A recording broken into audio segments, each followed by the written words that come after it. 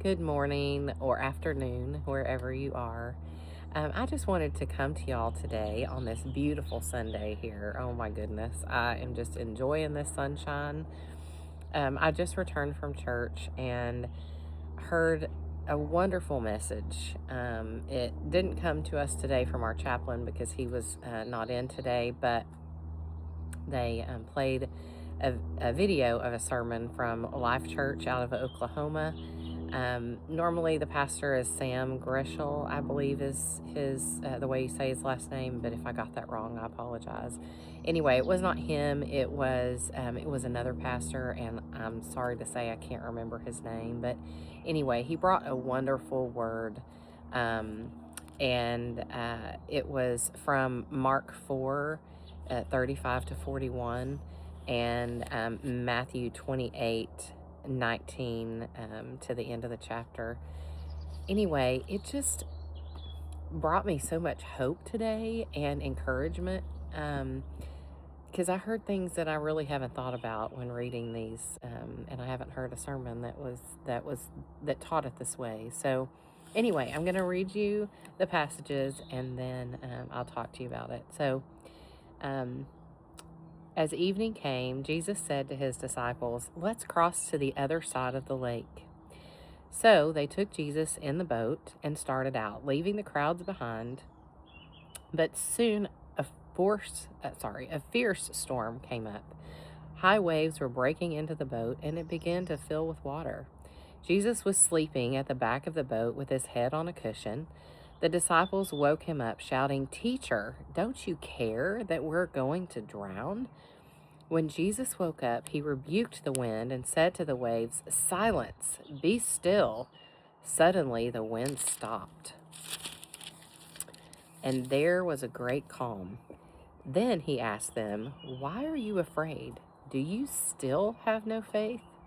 The disciples were absolutely terrified. "Who is this man?" they asked each other. "Even the wind and the waves obey him." So, Galilee, the Sea of Galilee, is known for its fierce storms. And, some of the disciples a few of them were fishermen. And so they had to know that at the time of day, which history says that this should have been about the time the sun was going down, that storms at that time of day were pretty fierce. But when Jesus said, "Let's cross to the other side of the lake," the disciples didn't question him about what they were asking or about what he was asking. They just got in the boat because we're going to go to the other side. But when the storms came and Jesus was sleeping, they were afraid. They were so scared. And I have to say, I would have been as well.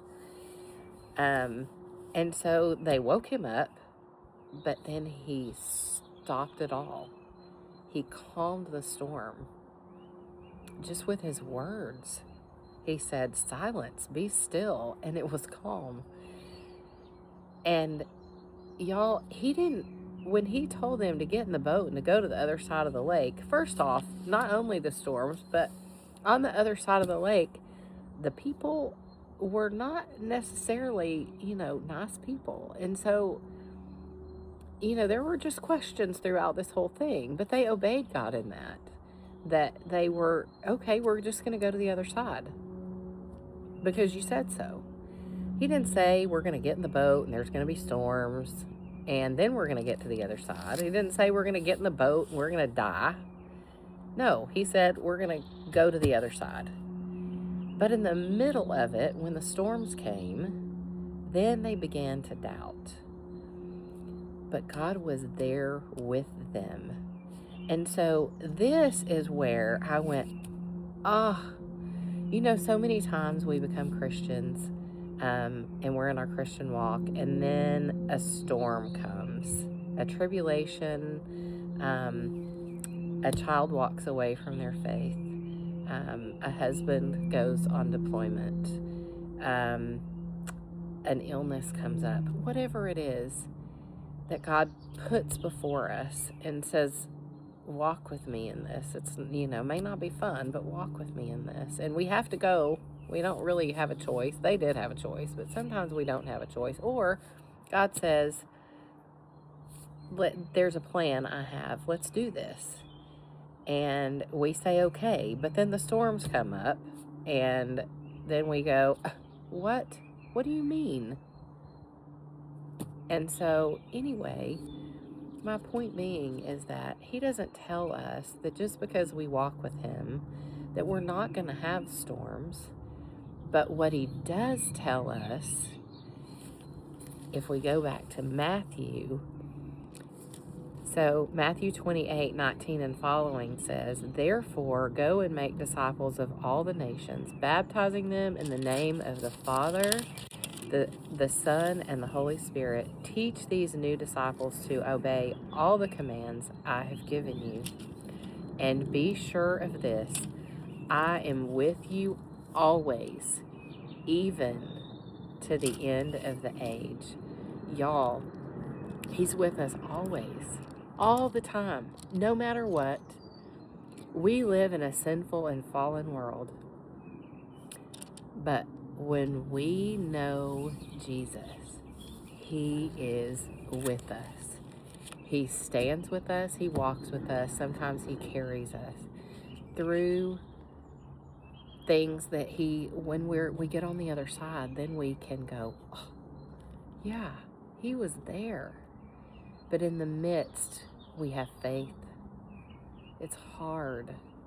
That is the hardest thing sometimes, to trust in the times where we feel like we're alone, where he's silent, where even people walk away from us, or something bad does happen and the outcome that we wanted isn't there.